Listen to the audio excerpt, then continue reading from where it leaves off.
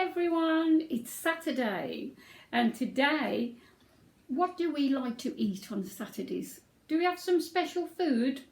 Do we have a special treat on Saturdays?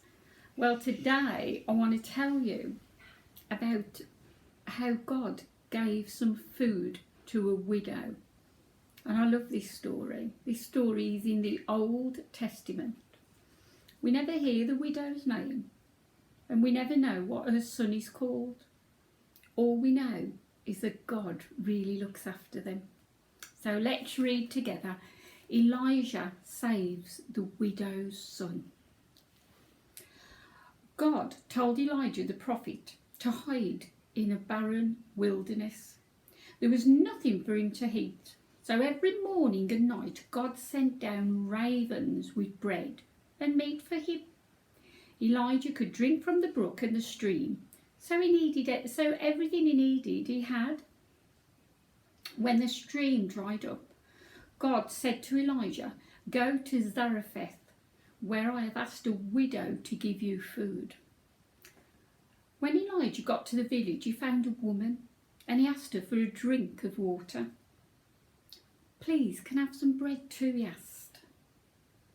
"I don't have any bread," said the woman. "I've only got a handful of flour and a little bit of oil. I'm just gathering enough firewood to make a fire, and then I will make a last meal for myself and my son. Then I'm sure we'll starve to death." "Don't worry," said Elijah. "Go home and cook the meal just as you planned. But first, make me a little bread. God promises that neither your flour nor your oil will run out until rain falls again on the crops of Israel." The woman did exactly as Elijah told her, and God did what he had promised. There was always flour in the crock and oil in the jar, no matter how much they used. Every day they had enough food to eat. The widow's young son became very ill and died. "Are you punishing me for my sins by killing my son?" the widow asked, and she wept over the body. "Give him to me," said Elijah, and he carried the boy upstairs to his own room, where it was cooler, and he laid him on the bed. And he cried out to God, "Why have you brought this sadness to the widow and her son? They have been so kind to me." He stretched his arms over the boy 3 times and prayed, "Oh God, please return this child's life back to him." God heard Elijah's prayer, and the boy came back to life. So he took him back downstairs to his mother.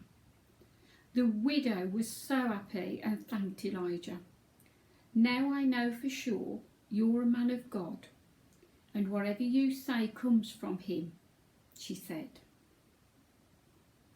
So today's story is about food. But in this story they don't have a lot of food. They have a little bit of food. And then God sends this man, and he asks them for their little bit of food. How would you feel if you just got a little bit of food and then someone come and said, "Can I have it? But don't worry, God is going to always look after you, and you'll always have enough to eat"? Well, we know it's true, don't we? Because God did look after the widow, and he did look after her son. And even when the widow's son died, God brought him back to life. So today, I like this story because, number one, it tells me God is always going to look after us. He's always going to make sure we've got something to eat.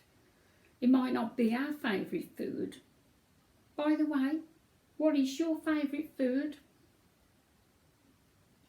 Perhaps you can make a list of your favourite food today. Do you like cooking? Perhaps you can help your mum or your dad do some cooking today. Now, we might not have flour because while all the shops have got lots of things missing, we can't get flour. But you could help your mum make something. So today, I like this story because God promises He will always look after us. Have a great day. Enjoy everything that you eat and be thankful. God bless. Bye.